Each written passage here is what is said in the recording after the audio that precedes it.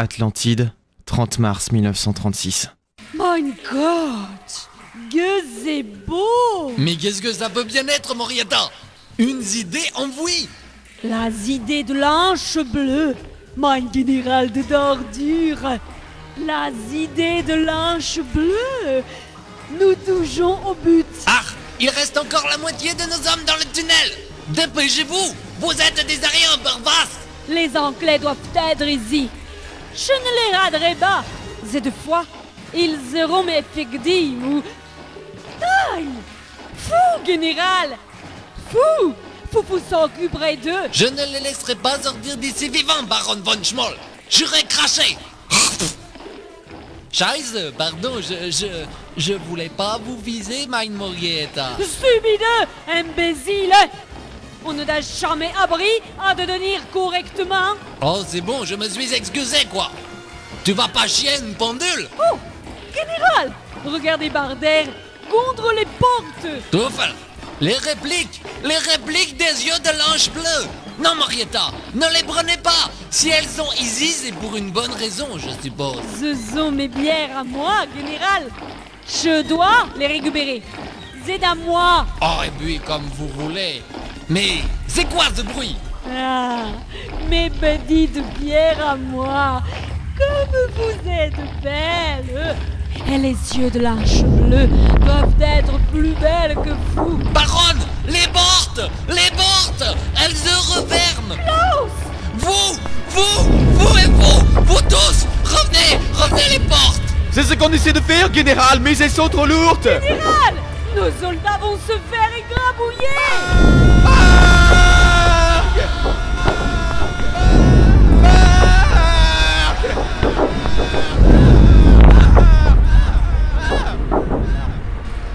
Mein Gott! Meine armée! Je crois que j'ai fait une connerie.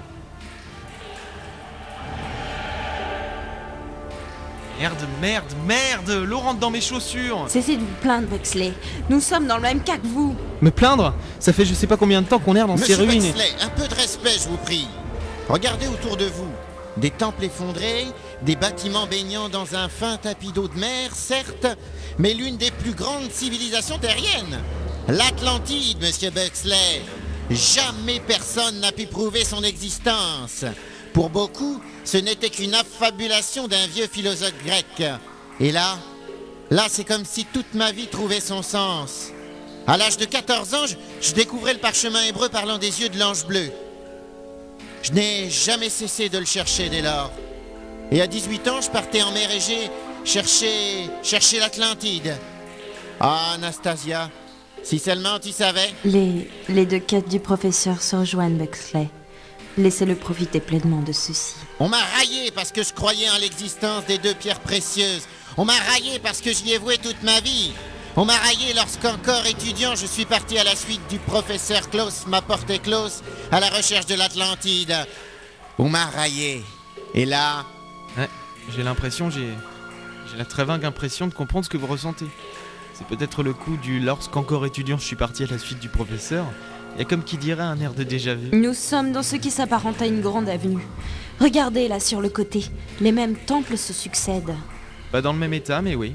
Je suppose que lorsqu'ils étaient encore debout, pour la plupart, ils se ressemblaient. On va jusqu'à ce gros temple au bout? Oui, je suppose que là-bas nous trouverons quelque chose d'intéressant. Du moins je l'espère. Les plus grosses structures renferment souvent les plus belles choses. Du moins les choses les plus onéreuses.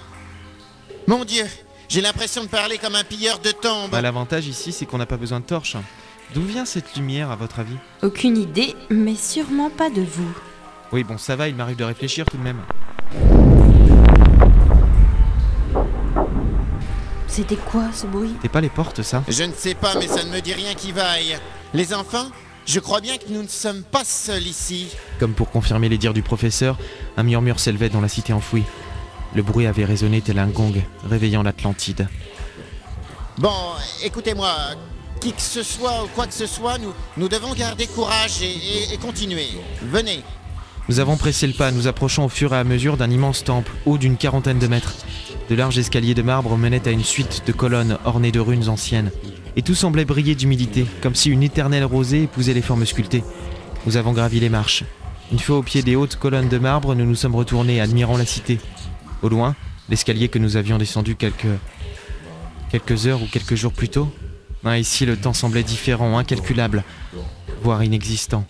Nous sommes enfin rentrés dans le temple, un gigantesque hall au centre duquel s'élevait une fontaine. L'eau coulait.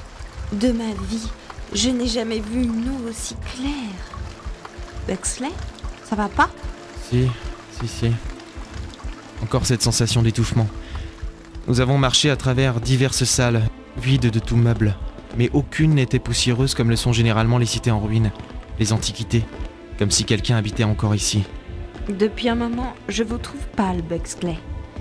C'est pas la première fois que je vous vois blanchir comme ça. Qu'est-ce qui va pas? Et me dites pas vous.